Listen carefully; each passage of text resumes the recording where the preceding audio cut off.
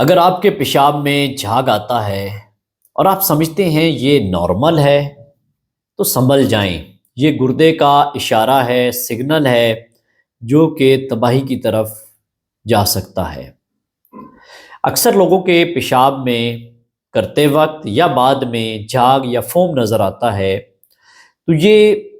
آپ کے گردے کی ایک علامت ہو سکتی ہے، لیکن یہ بعض اوقات آپ کے ڈی ہائیڈریشن کی وجہ سے ہو سکتا ہے، پانی کی کمی کی وجہ سے ہو سکتا ہے۔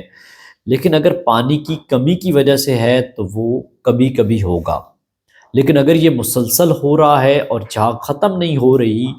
تو یہ کچھ وجوہات ہیں جن کی وجہ سے ہو سکتا ہے، جس میں شوگر ہے، بلڈ پریشر ہے،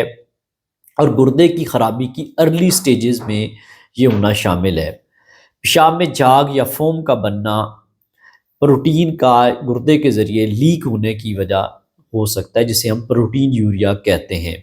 اگر آپ کو یہ علامات آ رہی ہیں، پیشاب میں جھاگ نظر آتی ہے، فوم نظر آتا ہے تو اور یہ مسلسل رہ رہا ہے، تو آپ جلد از جلد اپنے یہ 3 ٹیسٹ کروائیں تاکہ آپ کی اسکریننگ اس حوالے سے ہو سکے، جس میں آپ نے اپنے یورین کمپلیٹ ایگزامینیشن کروانا ہے، اور اس کے علاوہ urine spot urine for micro albumin urea یا البیومن کریٹنین ریشو، جس میں یہ چیز دیکھی جاتی ہے کہ پروٹین لیک تو نہیں ہو رہی۔ اور اس کے علاوہ اگر آپ کو شوگر، بلڈ پریشر ہے تو اس کو کنٹرول کرنے کی ضرورت ہے، پانی کی کمی ہے تو ڈی ہائیڈریشن یعنی پانی کا استعمال زیادہ کرنا ہے، پروسیس فوڈ اور نمک کا استعمال بہت زیادہ نہیں کرنا، شوگر کو کم کرنا ہے تاکہ اس چیز کو اگر ہے تو بر وقت کنٹرول کیا جائے۔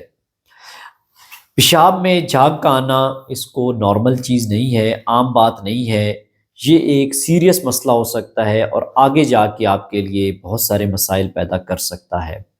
اور یہ گردے کی تباہی کا ارلی سائن ہوتا ہے۔ ارلی سٹیج پہ ڈیٹیکٹ ہو جائے، اس کو صحیح کر لیا جائے تو آپ کے گردے آگے جا کے ڈائلسس سے بچ سکتے ہیں اور آپ اپنے گردے کو ٹھیک کر سکتے ہیں۔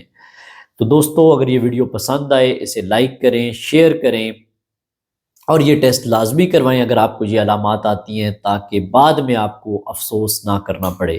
اور میرے چینل کو لازمی سبسکرائب کریں تاکہ زیادہ سے زیادہ معلومات آپ تک پہنچ سکے، اور میں آپ لوگوں کو اس کے آگے چیزیں بتا سکوں کہ یہ آپ کس طریقے سے چیزوں کو کنٹرول کر سکتے ہیں، اور آگے فیوچر میں اس طرح کے مسئلے آپ کو سامنا نہ کرنا پڑے۔ اللہ حافظ۔